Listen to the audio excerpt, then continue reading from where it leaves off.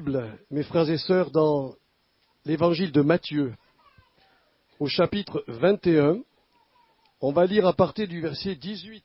Mais ce matin, je vais vous parler, c'est un message que le Seigneur a mis sur mon cœur, comment rendre possible l'impossible.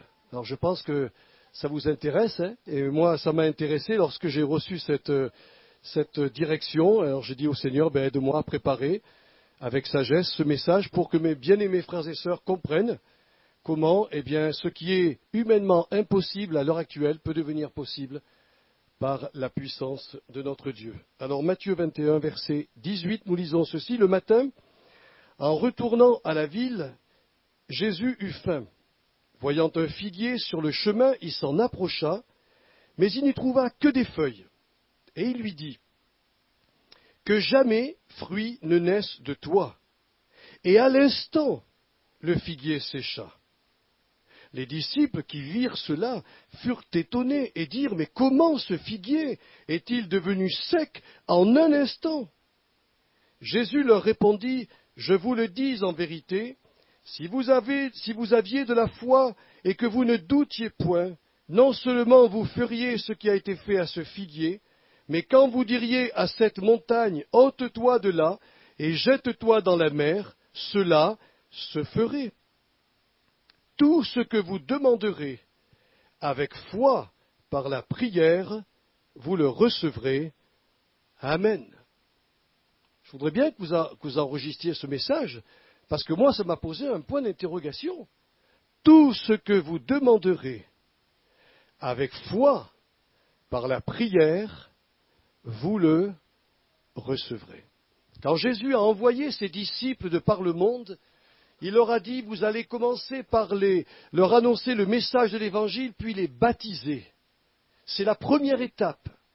Mais il a ajouté, et vous allez les instruire à observer tout ce que je vous ai prescrit. Alors, vous comprenez bien, frères et sœurs, qu'on ne va pas prendre un bâton ou une autorité excessive pour dire, voilà, on vous enseigne la parole de Dieu, il faut obéir, enfin, vous voyez, être arbitraire dans notre façon de prêcher, il n'en est pas question. Mais pour obéir au Seigneur, et je suis sûr que vous avez cet élan de cœur, vous devez comprendre.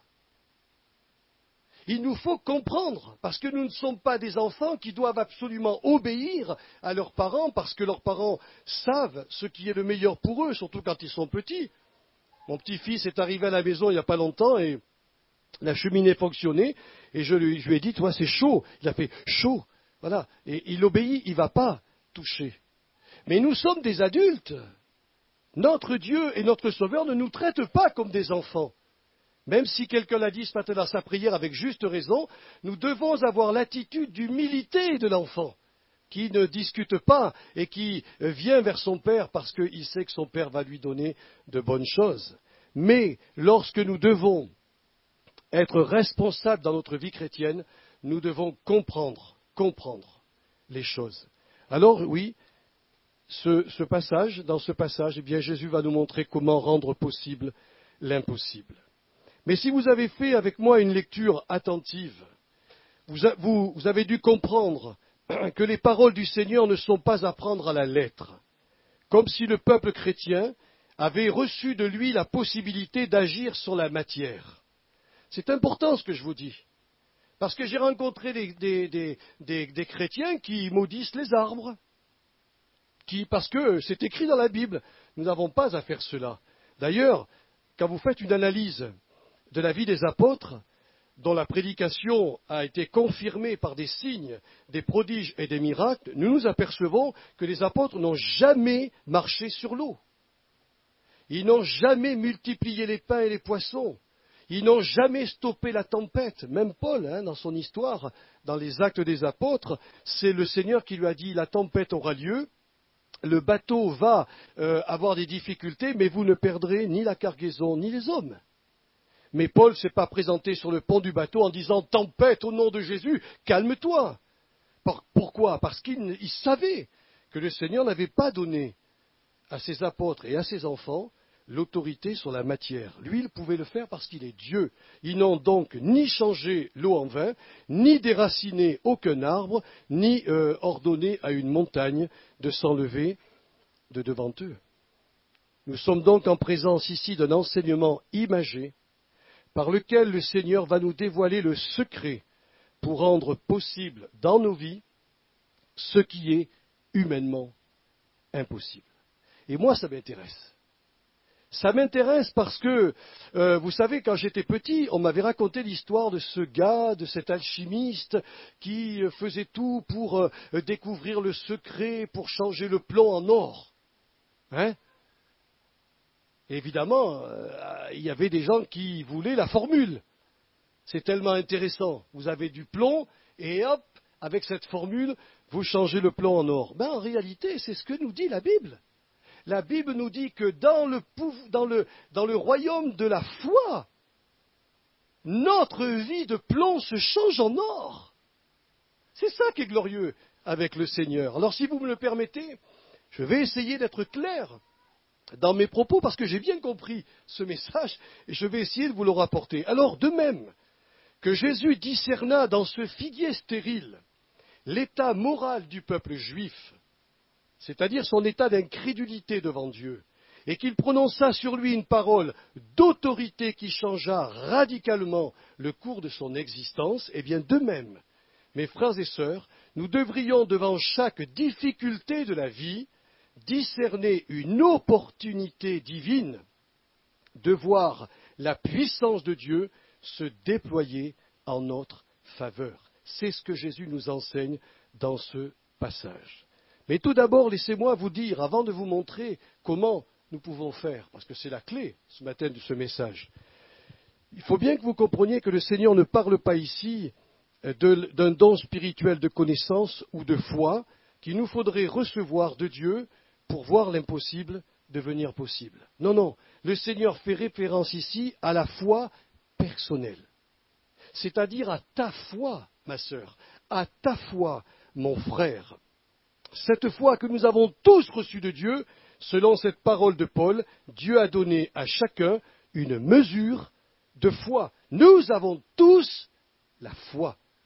Elle peut bien sûr être grande pour certains, parfois elle est petite, parfois elle est faible, cela importe peu, car la foi est l'élément déclencheur du miracle, comme Jésus l'a fait comprendre à cet homme qui venait lui amener son fils épileptique, il lui dira « Tout est possible à celui qui croit ». J'espère que ça commence à s'éclairer dans votre esprit. Mais ce que nous devons comprendre pour nous qui lui appartenons au Seigneur, nous qui sommes à lui, il faut que vous le compreniez, mes bien-aimés, que l'Esprit Saint qui nous a été donné lors de notre conversion, cet Esprit Saint qui a fait de nous des êtres nouveaux, qui a changé notre nature. Nous sommes aujourd'hui dans la nature divine. Nos péchés sont pardonnés, la condamnation est ôtée de notre vie.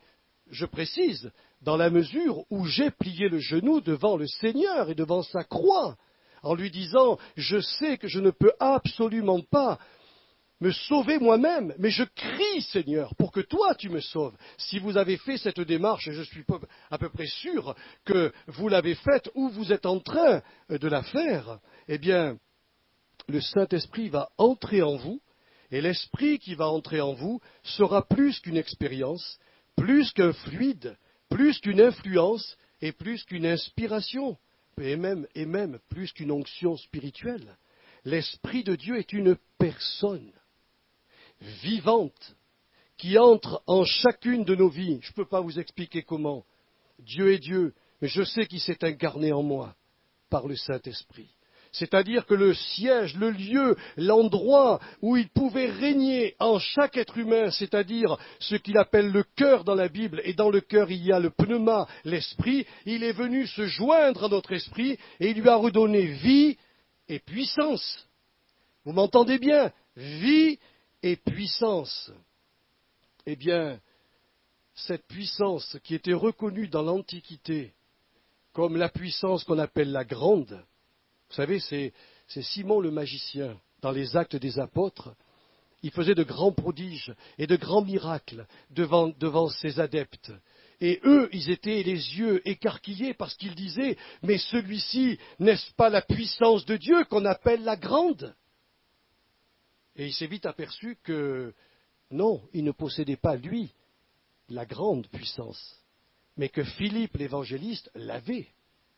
Parce que Philippe faisait venir les miracles divins et surtout des miracles moraux, puisque ces gens étaient convaincus de péché et venaient vers le Christ.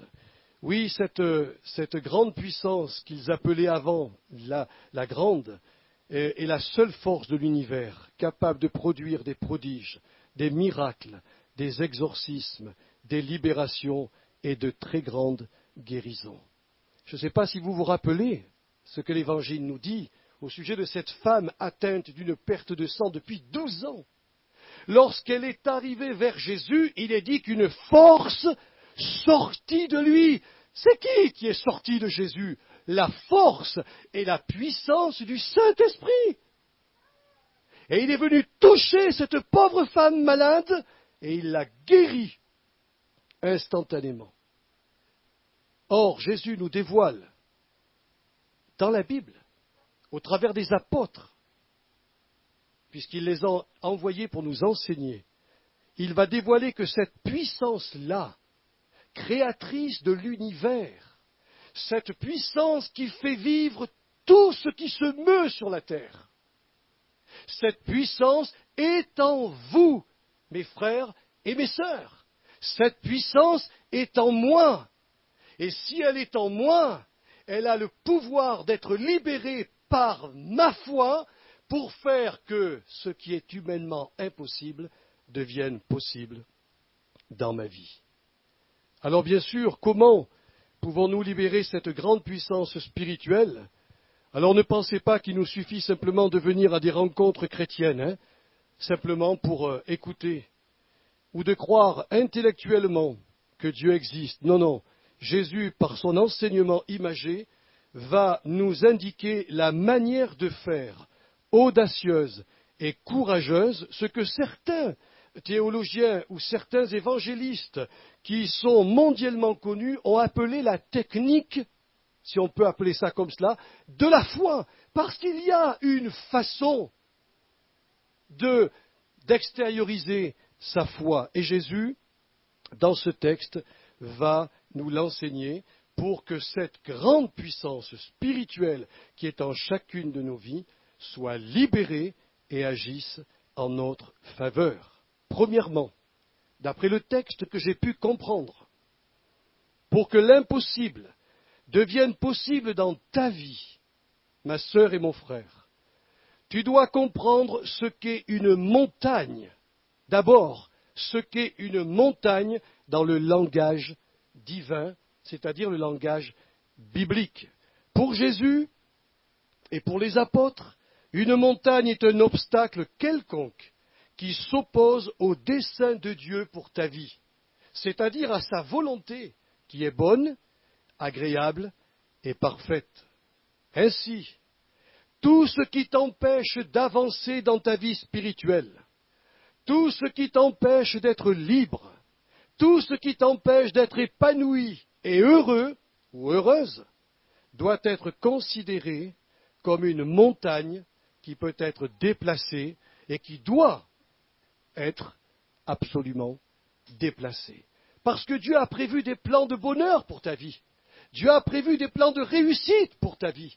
Dieu n'a jamais prévu qu'un chrétien, une fois sauvé, soit quelqu'un qui traîne encore dans sa vie des misères jusqu'à sa mort. Il va être peut-être un disciple qui va souffrir en martyr, mais c'est quelqu'un qui va connaître la puissance de Dieu même dans son martyr. C'est ça l'Évangile.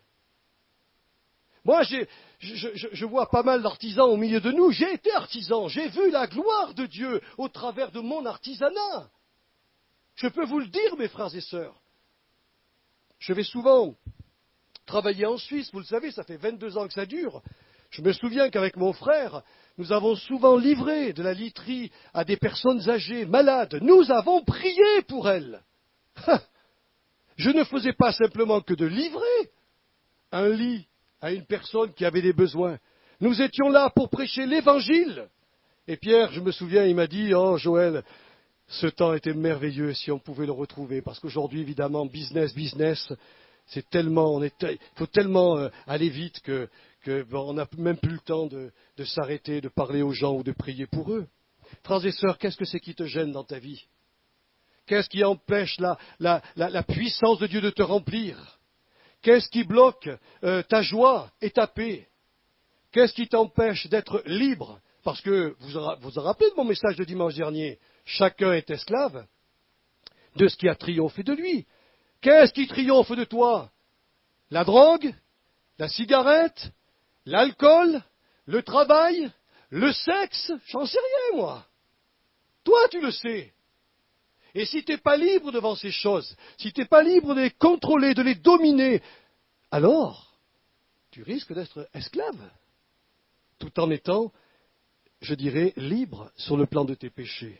Donc comprenez bien, mes frères et sœurs, que tout ce qui vous empêche de progresser, tout ce qui aujourd'hui vous crée un souci dans votre vie, dans votre couple, dans votre travail, peu importe, c'est une montagne qui s'oppose au dessein de Dieu pour ta vie. Deuxièmement, pour que l'impossible devienne possible dans ta vie, il te faudra, ma sœur et mon frère, prier d'une certaine façon. Jésus l'a dit ici, tout ce que vous demanderez avec foi, par la prière, vous le recevrez. Je me suis penché sur ce verbe demander, parce que, vous savez, Jésus n'emploie pas les choses à la légère. Ce verbe demander, c'est aiteo en grec, un mot particulier qui montre, ou qui évoque plutôt l'idée d'un inférieur qui vient se courber devant un supérieur et qui vient le supplier de lui accorder quelque chose, écoutez bien, auquel il a droit. Jésus nous demande dans cette parole particulière ce matin, si nous voulons faire bouger nos montagnes, si nous voulons être bénis, d'oser faire cette prière audacieuse, humiliante peut-être pour notre ego, mais une prière qui vient devant un supérieur, lui dit, ô Seigneur, j'ai besoin de toi et j'ai besoin de ce que tu m'as donné dans ta parole, et je viens te le réclamer. Tout ce que vous demanderez, il faut le demander. Ce n'est pas une prière du bout des lèvres, mes frères et sœurs. C'est une prière qui réclame avec insistance quelque chose que l'on sait conforme à la volonté divine et qui est très, très bon pour nous. Vous lisez la Bible comme moi. Alors, vous devez savoir ce que Dieu déclare être bon pour votre vie. Ce verbe est employé dans le Nouveau Testament pour décrire l'état d'un mendiant qui réclame une aumône. Quand un mendiant réclame quelque chose, mes frères et sœurs, il s'attend à recevoir, sinon il ne viendrait pas. Vous n'êtes pas d'accord avec moi? Il y a bien sûr des gens qui disent « Oh, t'as qu'à travailler ». Bon, le gars, il a peut-être des gros soucis, on va lui dire ça. Mais normalement, on est interpellé, surtout dans les temps actuels, les difficultés, la personne qui nous tend la main, qui nous demande quelque chose et que lorsqu'on donne, ben voilà, c'est ce verbe-là que Jésus a employé. C'est un verbe qui veut dire que si je demande, je m'attends à recevoir. Ce verbe est employé aussi pour un enfant qui sollicite une faveur de son père. On l'avait lu ensemble quand il est dit « Quel père donnera un scorpion à son fils s'il lui demande du pain ?» Vous avez des enfants, ou la plupart ont eu des enfants ou les élèves. Si un enfant vient vous demander du pain, vous n'allez pas lui donner une pierre. S'il vient vous demander quelque chose, c'est qu'il s'attend à recevoir de vous. C'est ce verbe que Jésus a employé. Il invoque aussi ce verbe un homme invoquant le secours divin, comme le fit le roi Salomon dans sa prière nocturne. Quand, vous savez, le Seigneur vient le voir en songe et lui dit « Qu'est-ce que tu réclames, Salomon ?» Il dit « Seigneur, je me sens tellement incapable de diriger ce peuple. » Dans son rêve, je veux non pas l'argent, c'est pas la gloire qui m'intéresse, je veux la sagesse pour pouvoir diriger ce grand peuple. Et le Seigneur lui a dit « Je te la donne, mais je te donnerai aussi la gloire et la richesse. » C'est ce terme qui a été employé par Jésus lorsqu'il déclara « Demandez et l'on vous donnera ». Ce verbe haïtéo est toujours lié avec une réception. Si je demande, c'est que je m'attends à recevoir. Moi, quand je vais à la boulangerie, il n'y a aucun souci. Je vois du pain dans les étalages, je demande du pain. La personne ne va pas me dire, ah non, il n'y en a pas. Elle me donne ce que je demande. Quand vous allez au supermarché, vous demandez et vous recevez aussi. C'est ça que Jésus a voulu nous dire. Alors, souvenez-vous de cette veuve avec son juge inique. La Bible est formelle. Elle venait réclamer tous les jours à ce juge de lui rendre justice de sa partie adverse. Pourquoi? Parce qu'elle savait que ce qu'elle demandait, ce qu'elle allait demander au juge, elle devait l'obtenir parce que c'était son droit. Le gars, il était tordu, il était pourri, il n'avait rien à faire de cette femme et rien à faire de Dieu, mais parce qu'elle savait qu'elle avait un droit, elle est venue lui casser les pieds jusqu'au bout. Alors bien sûr, notre Père, il n'est pas comme cet homme, vous êtes d'accord avec moi. Mais notre Père nous dit, si j'ai vraiment accompli le jubilé, mon jubilé, comme je vous en ai parlé dimanche dernier, c'est-à-dire l'année de la liberté, nous avons donc le droit de réclamer à Dieu ce que son Fils a déclaré comme étant définitivement accompli. Accompli. Est-ce que c'est vrai ce que je vous dis ou pas, mes bien-aimés? Quand il est dit, je suis venu à annoncer une bonne nouvelle aux pauvres, la nouvelle du pardon de ses péchés, des péchés qui nous sauvent de la seconde mort, nous avons le droit. Si ce matin tu n'es pas sauvé et que tu veux recevoir le pardon de tes péchés, viens, et dis-lui, Seigneur, donne-moi le pardon de mes péchés et arrache-moi de la seconde mort, comme c'est accompli. Cette bénédiction descend sur vous. Si tu ne la demandes pas, tu ne la recevras pas. Ah oui, frères et sœurs. Il a ajouté notre Seigneur, je suis venu pour guérir les cœurs blessés d'un passé douloureux. Qu'est-ce que tu as vécu dans ta jeunesse, dans ton enfance, dans ton adolescence, dans ta vie de couple? Je ne sais pas ce que tu as vécu.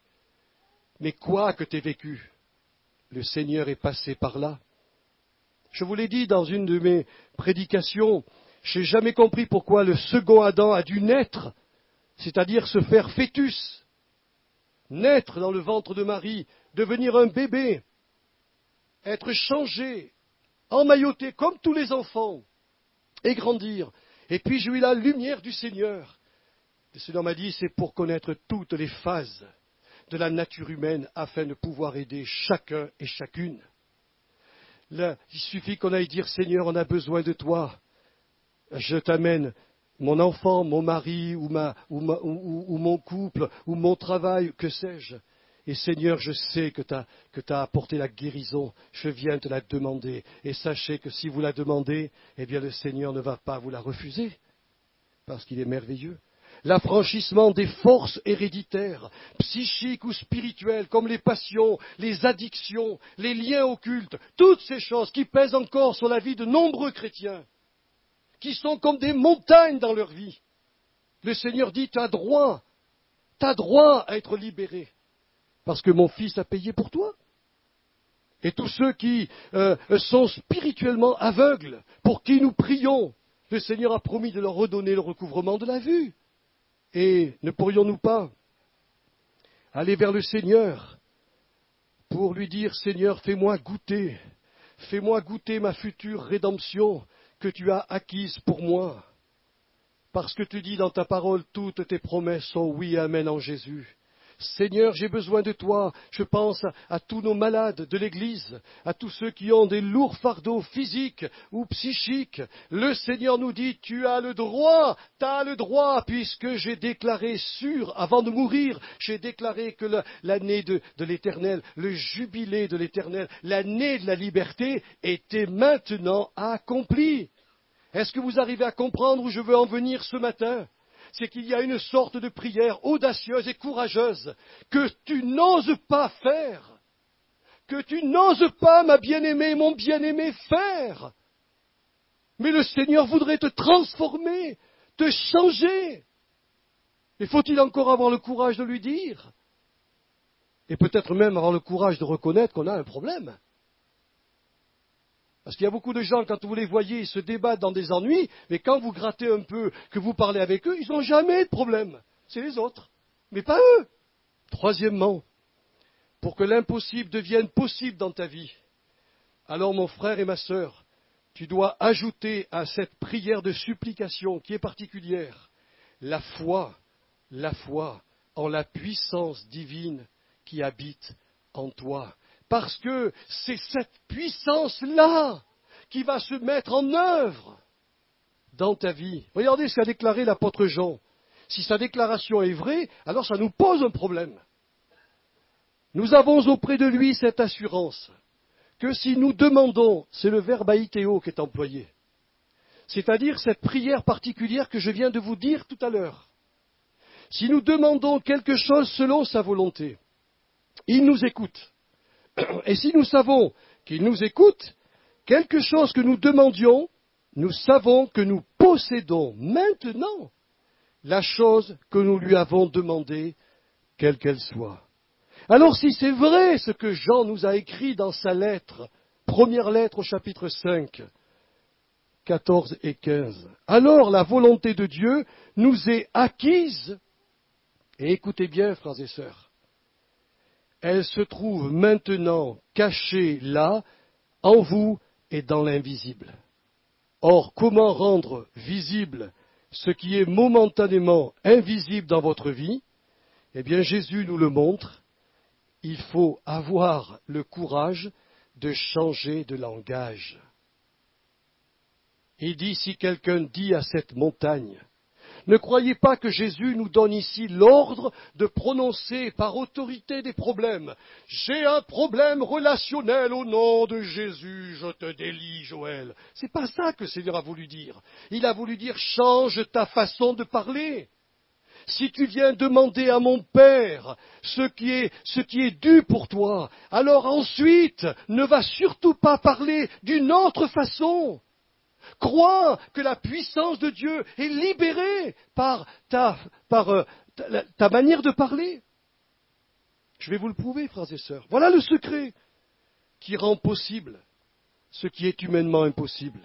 Si trop de nos prières restent sans réponse, alors que la volonté est déjà en nous, c'est qu'après avoir prié, une pensée de doute a surgi dans nos esprits, remettant en cause ce que Dieu nous a clairement attesté ou prouvé par sa parole.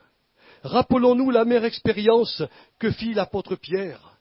Vous vous souvenez, c'est tellement simple, mais on oublie. Il demande à Jésus, mais ordonne que j'aille vers toi sur les eaux. Et Jésus lui dit, viens. Alors il sort de la barque. Les autres, ils avaient des gros yeux, parce que c'était un frère extraordinaire, l'apôtre Pierre.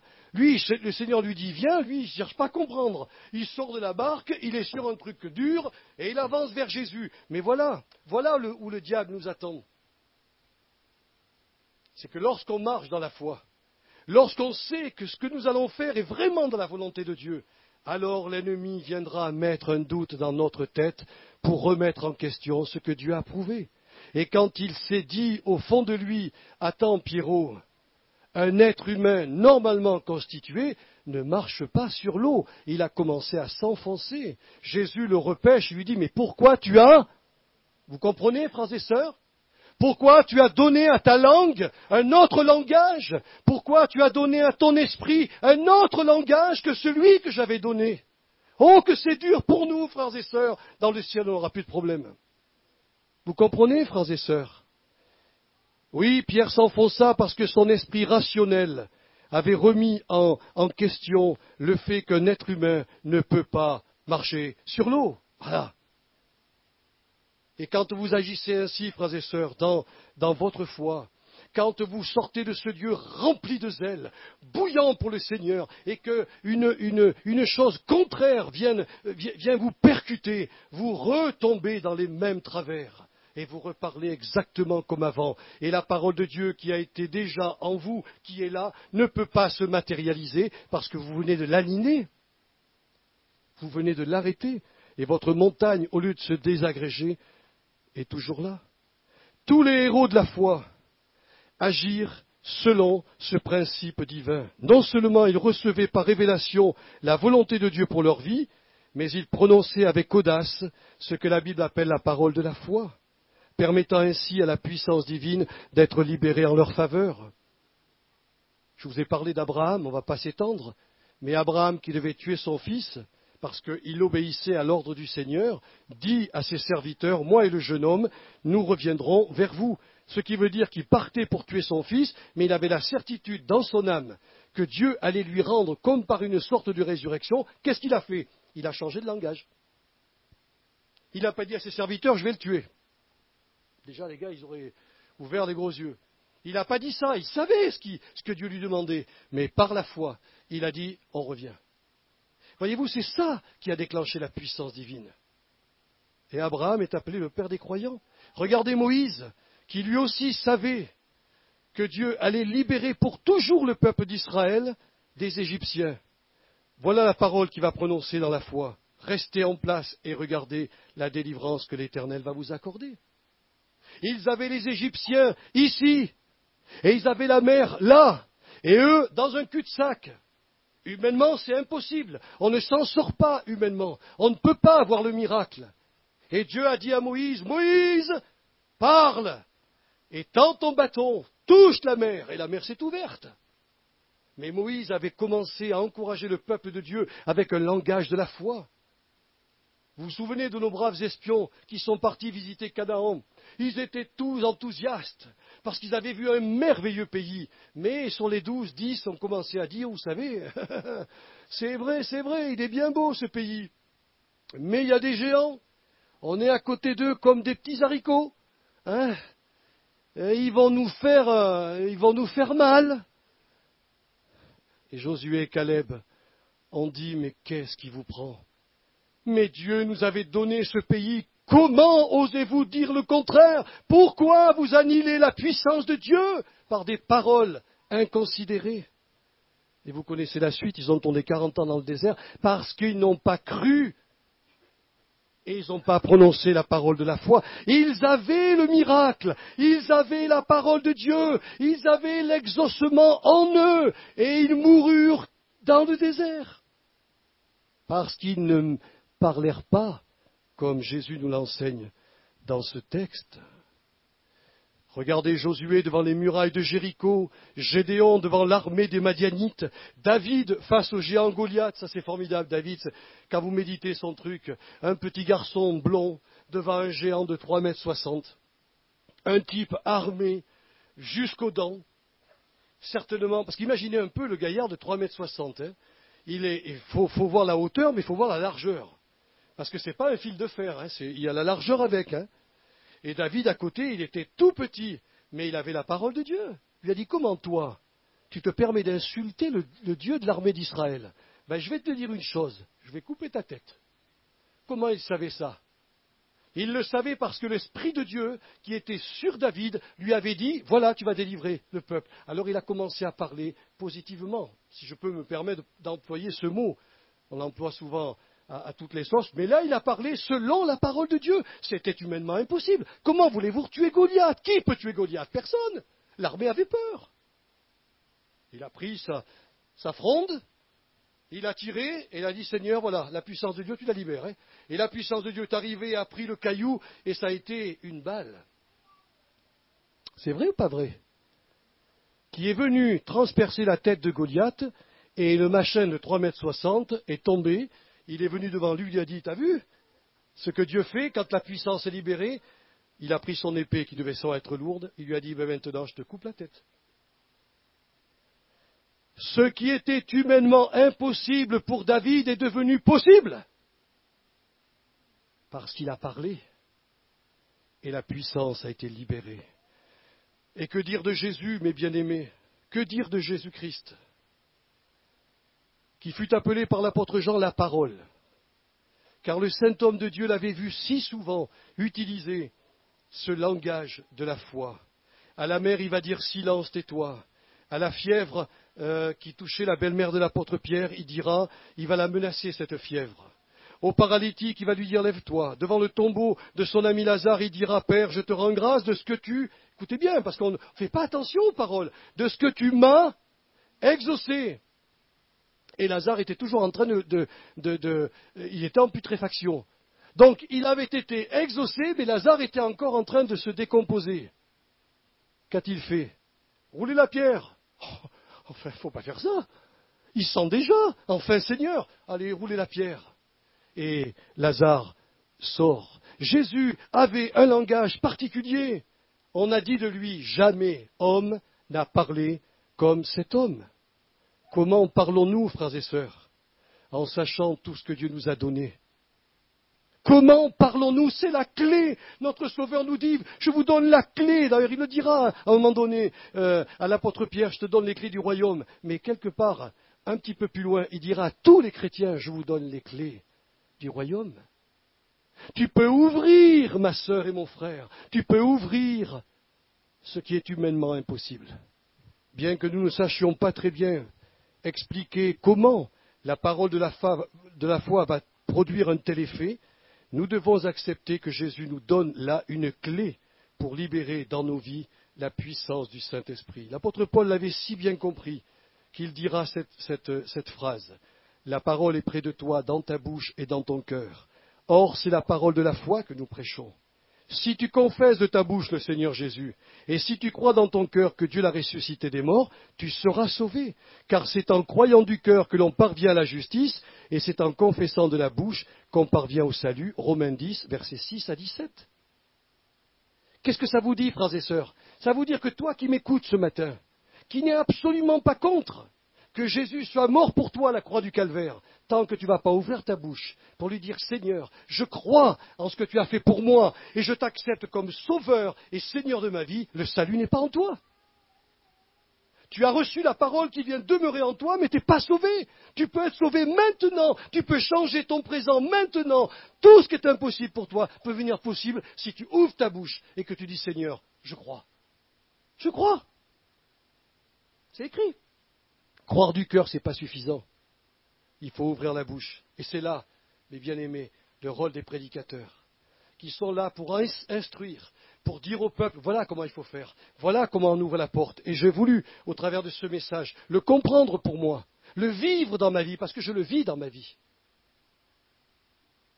afin de permettre à la puissance qui habite en moi de faire, comme dit l'apôtre Paul, infiniment au-delà de ce que j'ose demander ou espérer.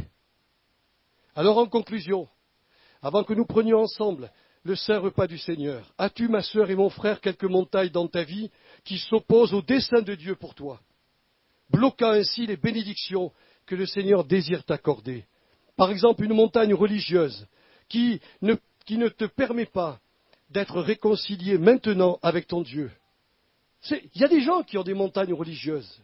Les pharisiens de l'époque de Jésus avaient une montagne religieuse. Ils ne voulaient pas la détruire. Ils ne voulaient pas qu'elle s'en aille. Et ils ont perdu tout. As-tu une montagne qui empêche l'harmonie de ton couple? Oui, mais oui. As-tu une montagne qui bloque les relations harmonieuses avec les autres? Ça existe. As-tu une montagne de non-pardon, d'amertume ou de vengeance? As-tu une montagne qui empêche un travail de se libérer pour toi? As-tu une montagne qui prive ton âme et ton corps de goûter aux puissances à venir? Toutes ces choses sont des montagnes. Alors, prends conscience de ce que le Seigneur t'a acquis par sa grâce en la personne de Jésus-Christ. Et c'est là que les réunions sont importantes. C'est là que les rencontres de chrétiens sont vraiment importantes. Je n'envoie aucun mot à personne pour venir le jeudi soir. Mais plus tu viens, plus tu entends les témoignages, plus la parole de Dieu va grandir en toi, plus tu prends connaissance de ton héritage. Et quand tu sais ce qui t'est dû, ce que tu as droit, alors tu vas pouvoir, en deuxième position, venir dans l'humilité, supplier le Seigneur de t'accorder ce que Christ t'a acquis. Comme cet homme qui est venu en pleine nuit frapper à son ami pour lui demander les pains de la bénédiction, les 3 pains, il savait qu'il n'y avait que lui qui les avait. Il est venu lui supplier. Le gars lui a dit « Oh mais me dérange pas, je dors, ma famille dort, tout le monde. » Lui a dit « Non, non, mais attends mon gars, attends, écoute-moi bien, si tu ne me donnes pas les pains, tu vas avoir de sérieux problèmes. » Ah bon? Pourquoi? Le dormeur a-t-il répondu. Pourquoi? Mais parce que je vais aller ailleurs. Et je vais aller ailleurs réclamer ces pommes. Et demain au marché, tout le monde saura que tu as refusé. Eh bien, vous savez, je vais vous dire une chose. J'espère que vous n'allez pas mal interpréter mes paroles. Mais pourquoi on ne se présenterait pas devant notre Dieu pour lui dire comme Moïse, tu as dit, Seigneur, des choses là. Je te présente ta parole, je la lis. Ça, c'est pour moi. Tu ne peux pas faire autrement que de m'accorder cette promesse. Parce que, Seigneur, si tu ne l'accordes pas, je risque de partir ailleurs, hein, la chercher.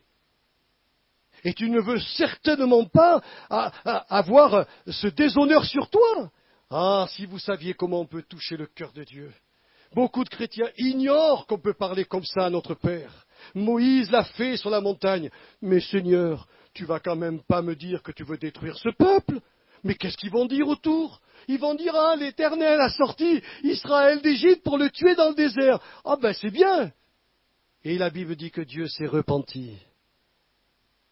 En fait, quand le Seigneur avait provoqué Moïse pour voir quelle serait sa réaction, et il lui a dit, non, Seigneur, prends ma vie. Alors ça, vous voyez, c'est le summum de l'amour. Prends ma vie et épargne ce peuple. Dieu a dit, quand même, je ne peux pas prendre ta vie, Moïse. Tu es au top, tu marches avec moi, tu es mon meilleur élément, tu es mon atout formidable. Tu es mon porte-parole, en qui j'ai confiance. Alors il lui a dit, sauve Israël. Et Dieu l'a fait. C'est dur de s'entendre une telle parole, parce qu'on a tellement le respect de notre Dieu que nous allons presque le vouvoyer quand nous arrivons devant lui. On le vouvoie. La Bible nous dit, laisse de côté toutes ces formules et viens supplier. Viens lui dire, Seigneur, j'ai lu dans ta parole telle et telle promesse pour moi. Tu ne peux pas faire autrement que me la donner. Alors je viens te la réclamer.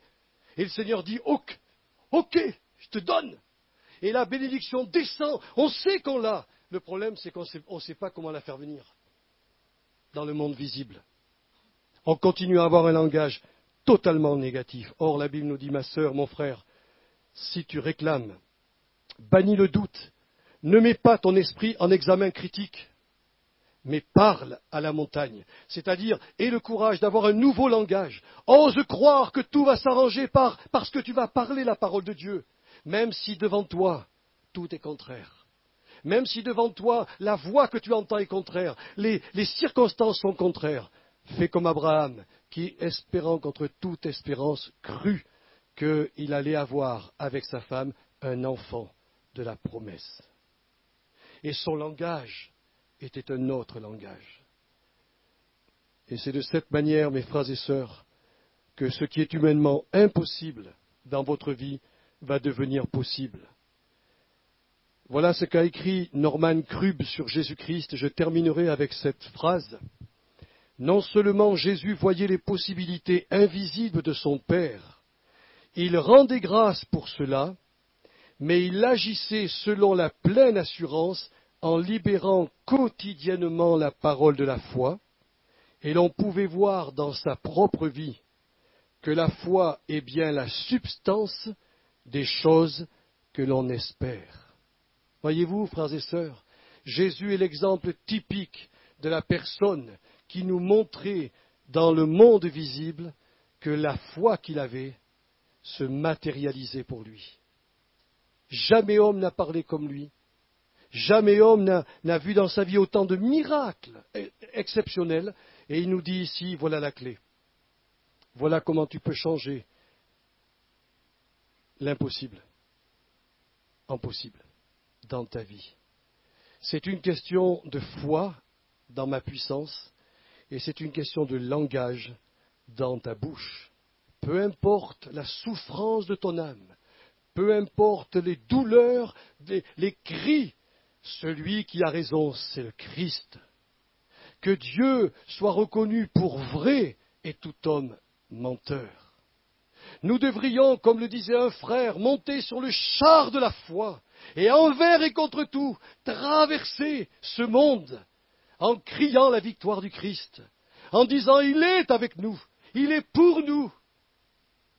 Même si parfois, certains, comme de nos bien-aimés, vivent le martyre, sont dans le martyre, mais ils reçoivent du Seigneur des bénédictions incroyables. Je voulais vous dire ça ce matin pour vous entraîner dans la victoire. Parce que souvent le peuple chrétien présente au monde un christianisme qui est complètement désorganisé. On est en train de crier, on est en train de faire des gesticulations de tous côtés, on s'impose les mains, on voit les gens tomber, mais dans la réalité, quand vous entendez ces gens-là, ils sont totalement négatifs dans leurs propos. Ils parlent mal, ils vous disent une chose, ils vivent le contraire. Le Seigneur nous dit non, non, non, non. Les montagnes, ta montagne, tu la déplaceras si tu oses utiliser la clé que je te donne ce matin. Et tu verras combien ce qui est humainement impossible dans ta vie va devenir possible. Si tu sais que je t'ai donné cela, si tu me le réclames, et si tu crois en adoptant un langage selon ma parole, sans laisser le doute t'imprégner, alors ma puissance sera libérée, et j'ouvrirai les portes pour toi, et je ferai des circonstances pour toi, des connexions pour toi, et tu verras que la foi est bien la substance des choses que tu as espérées. Seigneur, nous avons libéré ta parole ce matin avec l'aide du Saint-Esprit. J'espère avoir été clair. J'espère que mes propos ont été très clairs pour mes bien-aimés, parce que mon seul objectif, c'est qu'ils vivent à la hauteur du témoignage auquel tu les appelles. Seigneur, il y a des montagnes dans nos vies. Tu le savais, tu ne nous as rien caché. Mais tu nous as dit, voilà comment les déplacer. Voilà comment mon esprit va pouvoir sortir de vous et faire des choses extraordinaires pour vous. Seulement, Seigneur, nous sommes parfois trompés par l'ennemi. Nous sommes parfois piégés par le diable. Aide-nous à nous remettre en question. Aide-nous à comprendre, Seigneur, à comprendre ce que tu nous as donné, à venir le réclamer, et puis à croire en cette parole qui est déjà en nous, pour que ton esprit la matérialise et que nous soyons heureux. Nos montagnes vont se fissurer, nos montagnes vont être dynamitées, nos montagnes vont disparaître, et Seigneur, là, les promesses en Jésus-Christ seront toujours oui et amen. Alors à toi la gloire ce matin, à toi l'honneur, et à toi la sainte crainte, notre Dieu, par Jésus ton Fils bien-aimé. Amen.